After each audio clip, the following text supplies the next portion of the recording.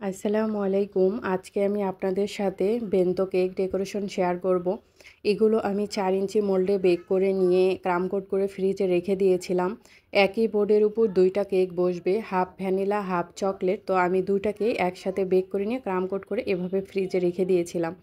এখন আমি প্রথমেই আপনাদের সাথে ভ্যানিলা কেকটা ডেকোরেশন শেয়ার করব। এই জন্য পাইপিং ব্যাগের মধ্যে নিয়ে নিয়েছিলাম ক্রিম, আর এই ক্রিম দিয়ে সুন্দর করে প্রথমেই কেকটা কভার করে নিচ্ছি। তারপর আমি ফিনিশিং দিয়ে দিব।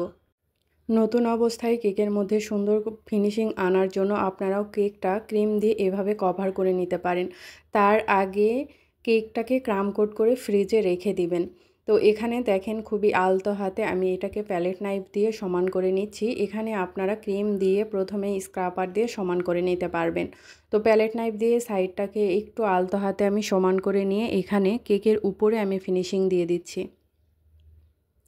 উপরটা একটু সমান হয়ে গেলে আবারও স্ক্র্যাপার দিয়ে সাইডটা সমান করে নিচ্ছি। তারপর উপরে আমি এখানে এই কেকটা একটা মেসেজ থাকবে, যাকে গিফট করা হবে তার কাছ থেকে হিডেন থাকবে। তো এই জন্য আমি এটাকে লিখে আবার উপরে একটা এক্সট্রা পেপার দিয়ে এটাকে আমি ঢেকে দিচ্ছি।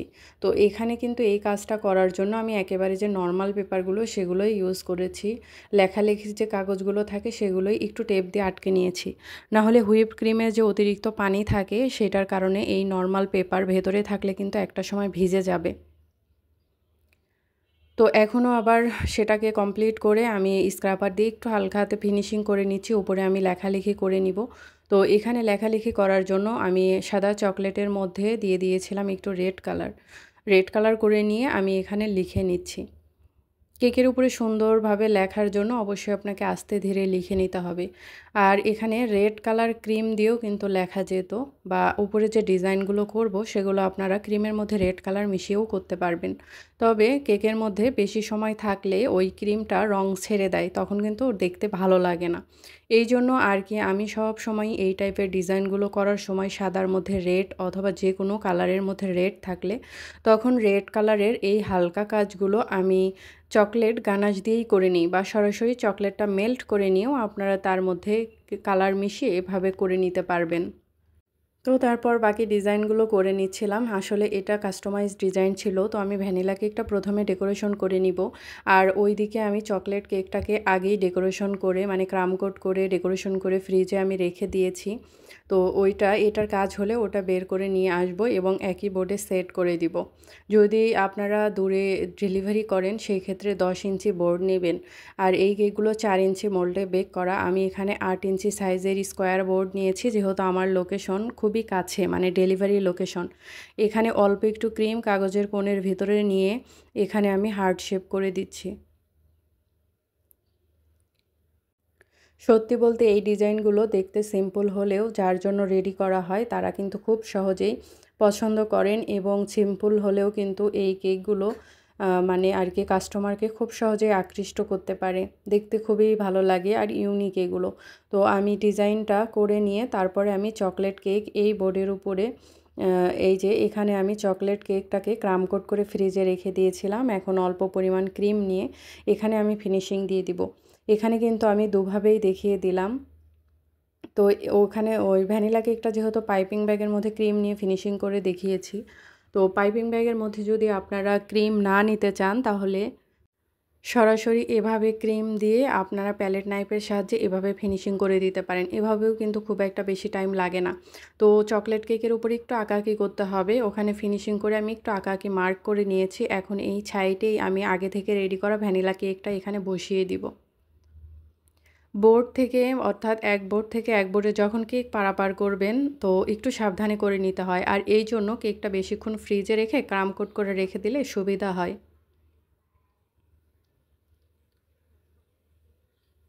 তো আমি একটু সাইড দিয়ে একটু সমান করে নিচ্ছিলাম, যেহেতু এক বোর্ড থেকে আরেক বোর্ডে বসিয়েছি।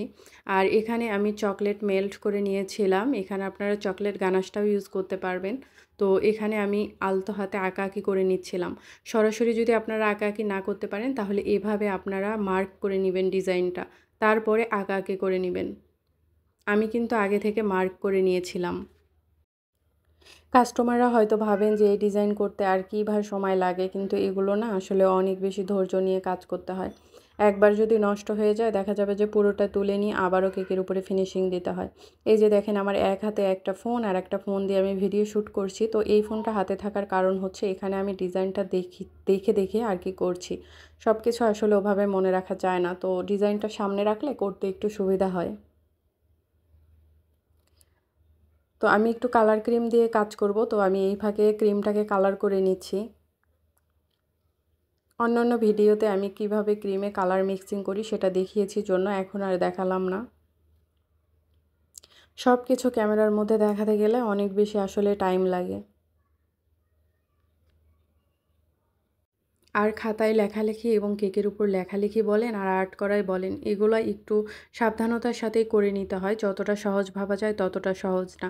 এই কাজগুলো আপনারা সবসময় আস্তে হাতে করে নেবেন। একবার ভুল হলে দেখা যায় যে কেকটাকে আবার নতুন করে ফিনিশিং দেওয়ার ঝামেলা থেকে যায়। তো এখানে আমি ক্রিমের মধ্যে ব্রাউন কালার দিয়ে সরাসরি এখানে আমি কালারটা করে নিয়েছি। আর হালকা একটু ইয়েলো কালারের কাজ ছিল সেটাও আমি করে দিচ্ছি। তো আমার কেক ডেকোরেশন কিন্তু মানে একেবারেই শেষ। তো আমি এই কেকের উপরে আমি লিখে নিচ্ছি আর কি আপু আমাকে যেটা লিখতে বলেছিলেন, একজন আপু অর্ডার করেছিলেন। আর বোর্ডের উপরে আমি কিছু বাটারফ্লাই বসিয়ে দিব এবং ক্রিমের একটু কাজ করে দিব। এরকম দেখতে একেবারেই ভালো লাগছিল না। আর এখানে আমি ১ম ভ্যানিলা কেকে দেখিয়েছি পাইপিং ব্যাগের মধ্যে গানাশ নিয়ে লিখে। আর এই যে কাগজের কোণ দেখতে পাচ্ছেন, এইখানে আমি হচ্ছে এই ক্রিম দিয়েই লিখে দিয়েছি। ব্রাউন কালার ক্রিম দিয়ে যে কাজ করলাম, সেই বেঁচে যাওয়া ব্রাউন কালার ক্রিম দিয়ে এখানে আমি লিখে দিলাম।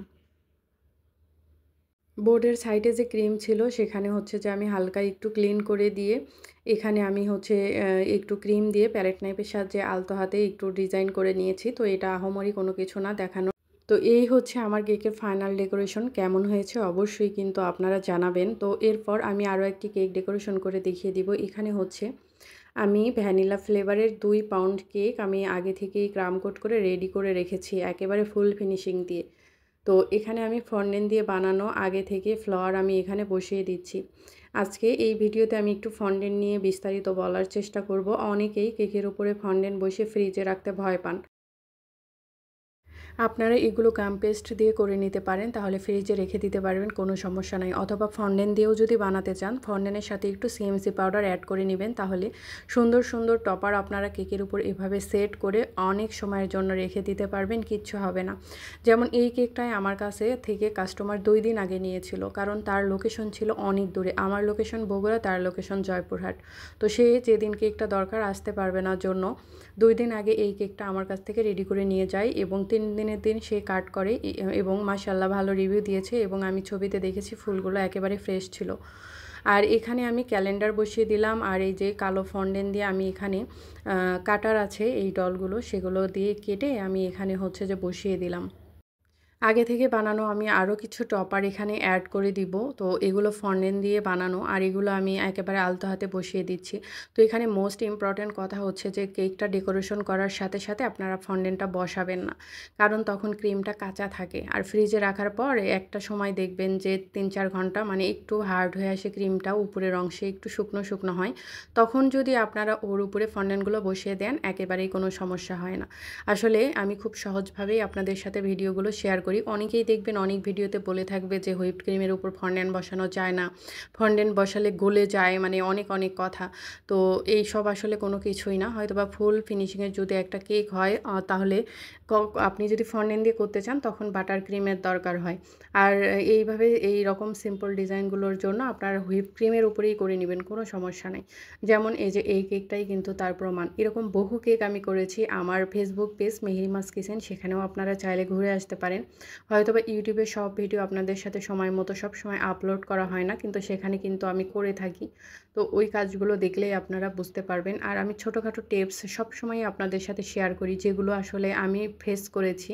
তো ওই প্রবলেমগুলো আপনাদের সাথে শেয়ার করি যেন আপনাদের সমস্যা না হয়, একটু হলেও উপকার হয়। তো এই যে আমি টপারগুলো বসিয়ে দিচ্ছিলাম। তো বসানো শেষ হয়ে গেলে এখানে আমি কিছু সুগার বল অ্যাড করে দিব। তারপরে গোল্ড লিপ বসিয়ে দিব যা সম্পূর্ণ খাবারযোগ্য। আর অনেকেই বুঝতে পারেন না এই যে কেক ডেকোরেশন করে সাথে সাথে সুগার বলগুলো দিয়ে দেন, যাতে করে সময়ের সাথে সাথে সেই সুগার বলগুলো কিন্তু মেল্ট হয়ে যায়। তো অবশ্যই হচ্ছে যে আপনারা ক্রিমটাকে এভাবে সেট করে নিয়ে তারপরে হচ্ছে যে সুগার বলগুলো দিয়ে দিবেন। এতে করে ডিজাইনটাও সুন্দর হয় আর সুগার বলগুলোও গলে যায় না। তো এই তো ছিল আমার আজকের ভিডিও। আমার ডেকোরেশন প্রায় শেষ। তো আপনাদের যদি বুঝতে কোথাও সমস্যা হয় বা কোনো আ কিছু জানার থাকে তাহলে কিন্তু ভিডিও নিচে আপনারা কমেন্ট করতে পারেন। আর যদি আমার চ্যানেলটা এখনও সাবস্ক্রাইব না করে থাকেন তাহলে প্লিজ একটা সাবস্ক্রাইব করে দিবেন। তো সবাই ভালো থাকবেন, আমার জন্য দোয়া রাখবেন। আপনাদের জন্য মন থেকে অনেক, অনেক দোয়া। আল্লাহ হাফেজ।